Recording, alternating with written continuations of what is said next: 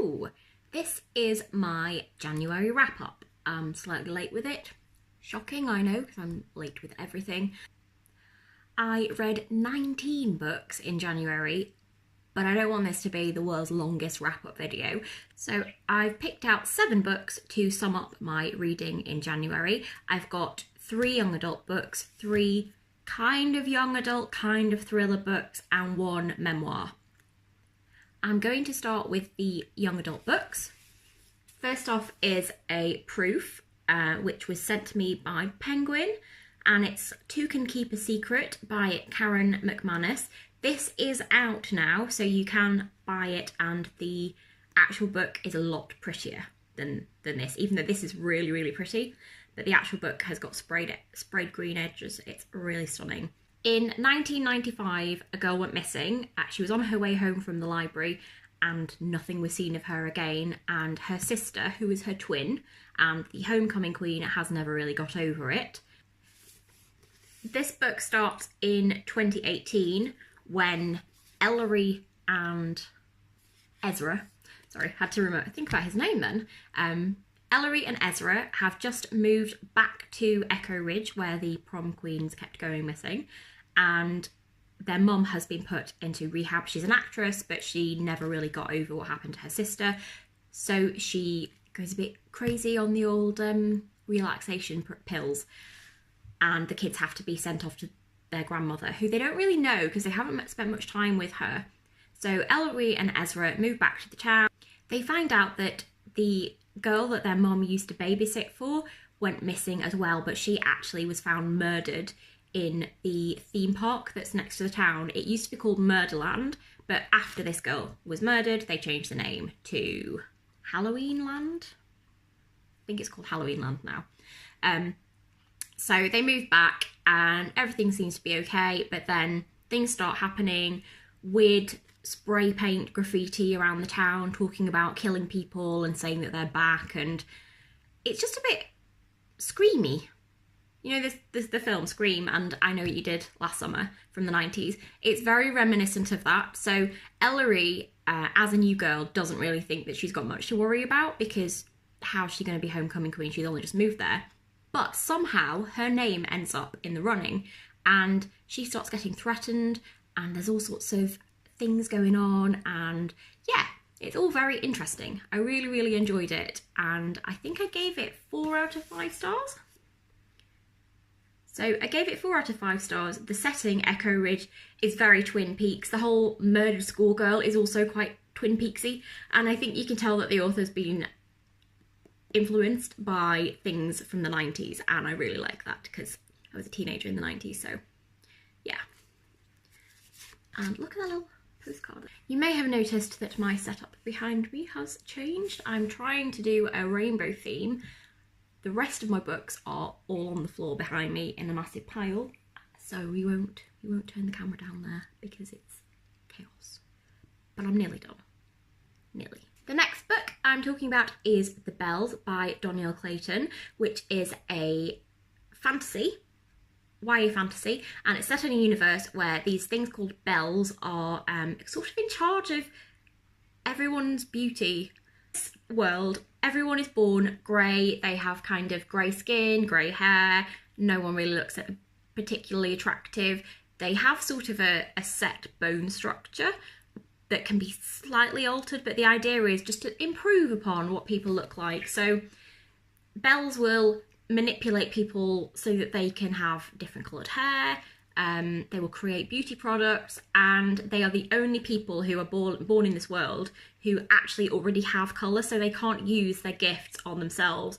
And the main character in this book, Camellia, she wants to be the favourite belle. She wants to work in the palace and be in charge of all the aristocrats' beauty and be the best one, because she's very competitive and it's something that they're trained to do from a very young age.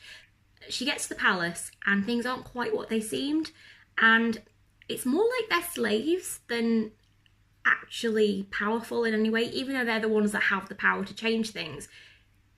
They're very beholden to people, and there's a lot of intrigue and things going on, and you're not really quite sure what's happening. There is a sequel to this book, which is coming out at the end of this year, I believe, and I'm quite excited. Hopefully we'll get the hardback of the sequel, which I think is called Everlasting Rose, but I'm not entirely sure. I gave this 4 out of 5 stars. I really enjoyed it, and even though it's quite a big book, it's over 400 pages, it really didn't feel like it was over 400 pages, and I really loved the world that it was set in. It's really strange, but I love it. It's all tea houses and palaces and pretty things. Brilliant. The final young adult book I read was Puddin, which is the sequel to Dumplin' by Julie Murphy. Loved it. I actually enjoyed this way more than Dumplin', surprisingly. Mitchell-Chuck, she's just so positive and vibrant and just really nice, and I love that she does cross-stitching and just tries to get everyone together and wants to have a proper group of friends. So she gets everyone together from the first book and tries to crack... what was her name? Callie. So Callie, the evil bitch from the first book, she tries to crack her cover and they become best friends, and it's just spoilers. But it's just really nice. It's a really lovely book. I really like it. So I think I'm going to reread this one more than Dumplin'. But I love Dumplin' on Netflix. I think it covered all the gaps that I felt were there in the book. So I gave this one 5 stars. We're on to the sort of young adult thriller books that I've picked up.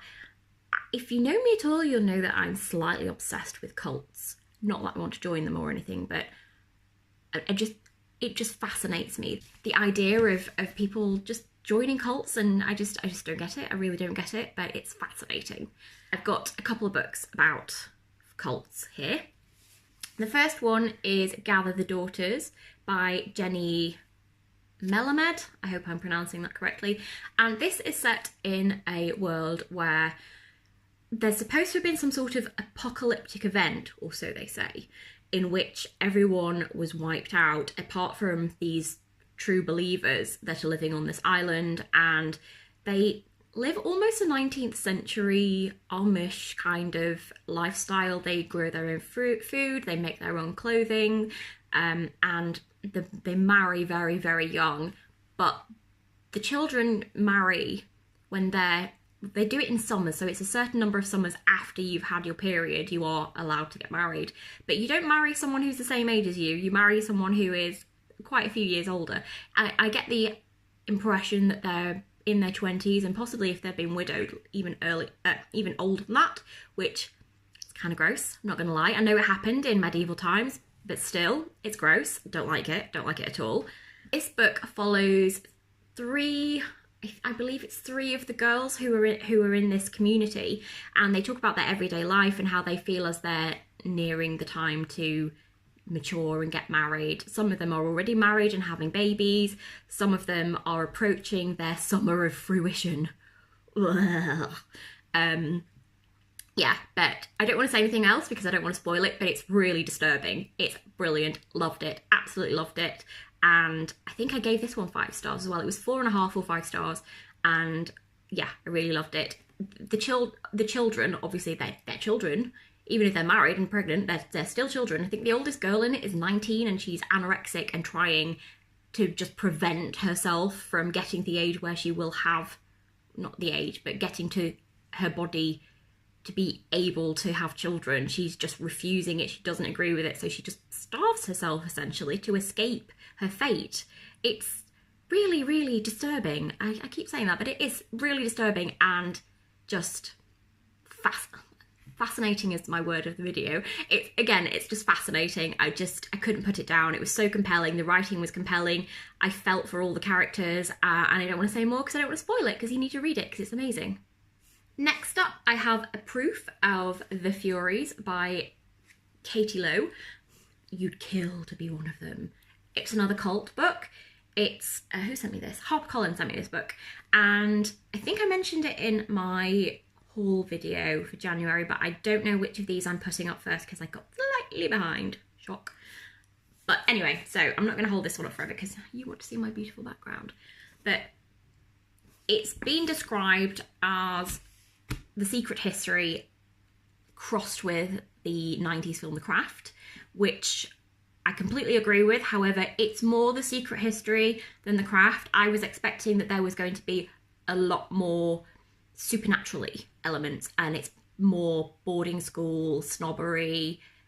If you didn't study much classical literature when you were at school or after school, depending on what your education pathway took, I don't know what this is, a lot of the references will be lost on you. I did a lot of studying of Victorian and Regency period literature at school, and that involved a lot of Greek, Roman mythology, and still there were a lot of references where it just, I had no idea, and I had to Google to find out what the heck was going on. The joys of trying to film in winter in Wales.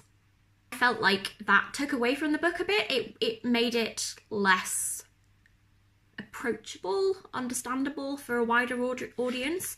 Okay, I'm just going to read the beginning bit of it because I don't want to give anything away on this one. There was no known cause of death, a 16-year-old girl dead on school property without a single clue to suggest why or how. The papers blurred it out, suggestive photographs were taken of the scene, but by that time I'd already seen it. I see it now, sometimes when I'm struggling to sleep. It's etched there in my mind, not because it was horrific, nor due to some long-standing unresolved trauma. My feeling is quite the opposite, a thrill, cold and sweet in the recall. Violet. So she gets a scholarship to go and study at a boarding school, which is very exclusive, and meets this group of girls. She thinks they're the really cool kids, but the rest of the school kind of think they're the losers and the loners, and they're kind of weird. It's set in the 90s, so I loved that it was set in the 90s. It was very familiar to me. The setting was very familiar. The sorts of things that they were studying were quite familiar to me, and their cultural references were spot on. Really enjoyed it. But it turns into this sort of obsessive relationship. Things start happening, people get killed, and no one's really sure why they're killed, and Violet starts to suspect that her new friends may be the culprits. It's a girls-only boarding school, so it's all very exclusive, but then she finds out that there's this secret group / cult that is run by one of her art teachers, and she soon starts to feel that things are going way over her head and she has no idea what's going on. Lots of murder, lots of mayhem and intrigue. I really liked it. I gave it 3.5 stars. So that was The Furies by Katie Lowe. The final young adulty / thriller. Events that took place at the beginning of the book in the past happened when the main character was very, very young. It's very, very, very, very good. When I was very little, I remember reading about the case of James Bulger and the 2 boys that murdered him, and this is very similar to that. You don't really get to know what happened, but her older sister essentially ends up being arrested and put in a facility and then full-on prison for murdering this little girl. The younger child was given a new identity. She was moved to a different part of the country, and it haunted her for the rest of her life. But then she's staying at a hotel with her fiance and his daughter one weekend. I think it's the New Year's Eve weekend.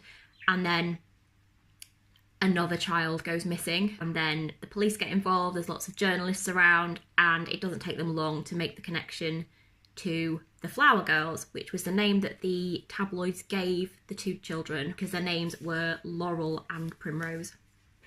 So they call them the Flower Girls. But now it's brought up everything that happened, and we see what actually did happen at that time, and has someone had something to do with the disappearance of this little girl at the hotel. Dun dun dun. The final book I read that I'm talking about, was a memoir. It was An Apple a Day by Emma Wolfe, but she talks about how she became anorexic and then how she started to recover from anorexia, and just how she got through everything. And I just found it really interesting and quite moving, really. It's another one of those things that fascinates me. So if you are interested in reading about eating disorders, this is a very, very good one. And she talks about how much it takes her to build up to just kind of eat a Kit Kat, which is something that's so normal for most people, and it takes her about 10 years to be able to do it, which is crazy. That was my January wrap-up. Let me know if you've read any of the books in the comments, or link in your own wrap-up video so I can have a look. Hello. Sarah always likes to have the last word.